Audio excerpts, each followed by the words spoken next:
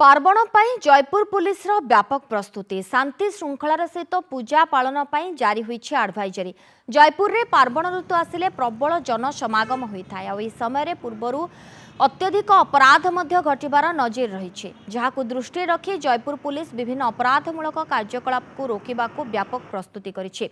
पूजा मंडप मानकरे सीसीटीवी बाध्यतामूलक करा जायतिबा बेले जोर जबरदस्त चांदा आदाय कले निया जाउछि कार्यानुष्ठान। तेबे जयपुर टाउन थाना पाई 2टी और सदर थाना पाई 2टी टोल फ्री नंबर जारी करथिबा कहिसंती जयपुर एसडीपीओ।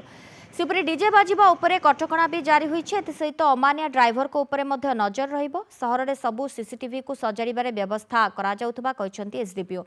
पुलिस रो पदक्षेप को स्वागत करिसंती सहरवासी।